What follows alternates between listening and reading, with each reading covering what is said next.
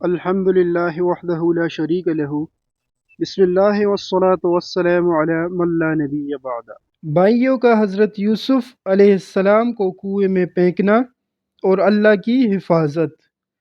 حضرت یعقوب علیہ السلام کو مطمئن کرنے کے بعد آپ علیہ السلام کے بھائی انہیں لے کر چل پڑے۔ جیسے ہی وہ اپنے والد محترم کی نظروں سے اوجھل ہوئے، آپ علیہ السلام کو مختلف انداز میں پریشان کرنے لگے۔ آخر کار انہوں نے اپنے طے شدہ پروگرام کے مطابق آپ علیہ السلام کو ایک گہرے کنویں میں پھینک دیا۔ جیسے ہی آپ علیہ السلام کو کنویں میں ڈالا تو اللہ رب العزت نے آپ علیہ السلام کی طرف وحی فرمائی کہ آپ پریشان نہ ہو، آپ جس مصیبت میں ابھی گرفتار ہوئے ہیں بہت جلد اللہ تعالیٰ آپ کو اس سے نجات دلائیں گے اور آپ کو ایسے اعلیٰ مقام پر فائز فرمائیں گے کہ ایک وقت آئے گا کہ یہی بھائی آپ کے سامنے شرمندہ ہو کر کھڑے ہوں گے اور آپ انہیں ان کی یہ باتیں یاد دلائیں گے اس حال میں کہ وہ جانتے ہی نہ ہو۔ فرمان الہی ہے، مفہوم۔ اس طرح اصرار کر کے پھر جب وہ بھائی اسے یوسف علیہ السلام کو لے چلے اور سب نے مل کر یہ طے کر لیا کہ اسے غیر آباد گہرے کنویں کی تہ میں پھینک دیں گے، تو ہم نے یوسف علیہ السلام کی طرف وحی کی کہ یقیناً وہ وقت آئے گا آپ انہیں اپنے بھائیوں کو اس واقعے کی خبر اس حال میں دیں گے کہ وہ جانتے ہی نہ ہو۔ سورہ یوسف آیات 15۔ حضرت یوسف علیہ السلام کے بھائیوں کا مکر۔ جب بھائیوں نے حضرت یوسف علیہ السلام کو کپڑے اتار کر کنویں میں پھینک دیا تو انہیں اس بات کی فکر ہوئی کہ ہم اپنے والد محترم کو جا کر کیا جواب دیں گے۔ وہ مختلف ہیلے اور بہانے سوچنے لگے۔ آخر یہ طے پایا کہ سب یک زبان ہو کر کہیں گے کہ یوسف علیہ السلام کو بھیڑیا کھا گیا ہے۔ بطور ثبوت انہوں نے ایک بکری کا بچہ ذبح کر کے اس کے خون سے حضرت یوسف علیہ السلام کے کرتے کو آلودہ کیا اور پھر رات کے وقت روتے ہوئے حضرت یعقوب علیہ السلام کے پاس پہنچے اور اپنے طے شدہ منصوبے کے تحت باپ کو مطمئن کرنے کی کوشش کرنے لگے۔ فرمان الہی ہے، مفہوم۔ وہ بھائی عشاء کے وقت اپنے باپ کے پاس روتے ہوئے آئے اور کہنے لگے، اے ابا جان، ہم تو آپس میں دوڑ کا مقابلہ کرنے میں لگ گئے تھے اور ہم نے یوسف علیہ السلام کو اپنے سامان کے پاس چھوڑ دیا تھا، بس اسے تو بھیڑیا کھا گیا۔ آپ تو ہماری بات پر یقین نہیں کریں گے اگرچہ ہم بالکل سچے ہی ہوں۔ اور وہ یوسف علیہ السلام کی قمیص پر جھوٹا خون لگا کر لائے۔ سورہ یوسف آیات 16 تا 18۔ حضرت یوسف علیہ السلام کے بھائیوں کے مکر پر حضرت یعقوب علیہ السلام کا تبصرہ۔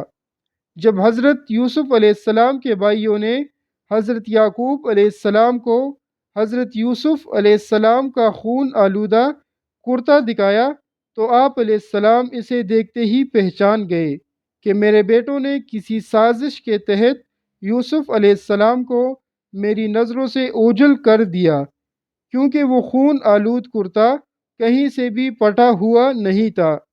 پھر آپ علیہ السلام نے روتے ہوئے کہا کہ اب میں اس صدمے پر صبر کرتا ہوں اور اللہ تعالیٰ سے مدد طلب کرتا ہوں۔ فرمان الہی ہے، مفہوم۔ یعقوب علیہ السلام نے کہا، حقیقت یہ نہیں بلکہ تمہارے دلوں نے تمہارے لیے ایک سازش بنا لی ہے۔ خیر، اب تو صبر ہی بہتر ہے اور تمہاری بنائی ہوئی باتوں پر اللہ ہی سے مدد طلب کروں گا۔ سورہ یوسف آیات 18۔ رسول اکرم صلی اللہ علیہ وآلہ وسلم نے فرمایا، مومن کے ہر معاملے پر تعجب ہے، کیونکہ اس کا ہر معاملہ خیر و بلائی والا ہوتا ہے، اور مومن کے علاوہ کسی کو یہ سعادت حاصل نہیں۔ اگر اسے خوشی پہنچتی ہے تو شکر کرتا ہے، یہ اس کے لیے بہتر ہے۔ اگر مصیبت پہنچتی ہے تو صبر کرتا ہے، اور یہ بھی اس کے لیے بہتر ہے۔ حضرت یوسف علیہ السلام کا کنویں سے اخراج اور بازار مصر میں فروخت۔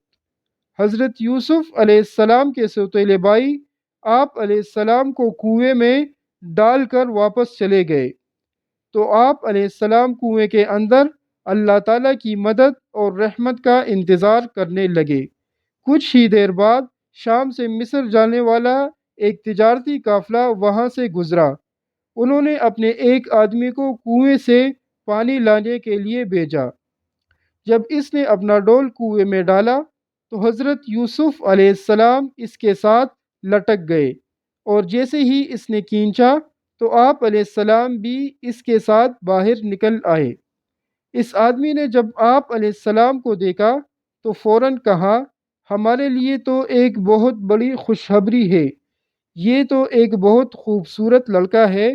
پھر انہوں نے حضرت یوسف علیہ السلام کو اپنے تجارتی مال میں شامل کر لیا اور مصر کے بازار میں لے جا کر دیگر سامان کی طرح آپ علیہ السلام کو بھی غلام بنا کر فروخت کرنے کا اعلان کیا۔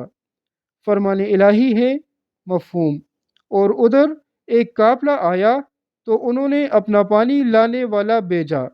اس نے جب اپنا ڈول کنویں میں ڈالا تو وہ یوسف علیہ السلام کو دیکھ کر کہنے لگا، بڑی خوشی کی بات ہے، یہ تو ایک لڑکا ہے۔ انہوں نے اسے قیمتی مال تجارت کی طرح چھپا لیا، اور اللہ اس سے باخبر تھا جو وہ کر رہے تھے، اور انہوں نے اس یوسف علیہ السلام کو معمولی قیمت یعنی گنتی کے چند درہموں کے بدلے بیچ ڈالا۔ وہ تو یوسف علیہ السلام کے بارے میں بہت ہی بے رغبت بے پرواہ تھے۔ سورہ یوسف آیات 19 تا 20۔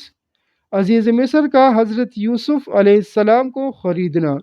جب قافلے والے حضرت یوسف علیہ السلام کو لے کر سرزمین مصر پہنچے تو انہوں نے اپنے دیگر ساز و سامان کی طرح حضرت یوسف علیہ السلام کو بھی فروخت والے سامان میں شامل کر دیا۔ آپ علیہ السلام کے ذریعے اللہ تعالیٰ اہل مصر پر رحمت نازل فرمانے والے تھے، اور آپ علیہ السلام کے ہاتھوں میں حکومت کی باغ دوڑ آنے والی تھی۔ اس لیے عزیز مصر نے آ کر آپ علیہ السلام کو دیکھتے ہی قافلے والوں سے خرید لیا، کیونکہ اسے آپ علیہ السلام کی پیشانی پر خیر و برکات کے آثار نظر آ گئے تھے۔ خریدنے کے بعد وہ آپ علیہ السلام کو اپنے شاہی محل میں لے آیا اور اپنی بیوی سے کہا کہ انہیں عزت سے رکھنا، ہو سکتا ہے کہ یہ ہمارے کسی کام آئے یا ہم اس کو اپنا بیٹا ہی بنا لے۔ اس طرح اللہ رب العزت نے حضرت یوسف علیہ السلام کو مصر میں ایک شاہی گھرانے میں پرورش پانے کا موقع نصیب فرمایا۔ فرمان الہی ہے، مفہوم۔ اور مصر والوں میں سے جس شخص نے انہیں یوسف علیہ السلام کو خریدا، اس نے اپنی بیوی سے کہا کہ اسے بہت عزت و احترام کے ساتھ رکھنا، بہت ممکن ہے کہ یہ ہمیں فائدہ پہنچائے یا اسے ہم اپنا بیٹا ہی بنا لے۔ یوں ہم نے مصر کی سرزمین میں یوسف علیہ السلام کے قدم جما دیے تاکہ ہم اسے معاملہ فہمی خواب کی تعبیر کا علم سکھا دے، اور اللہ اپنے ہر کام پر غالب ہے، لیکن اکثر لوگ نہیں جانتے۔ سورہ یوسف آیات 21۔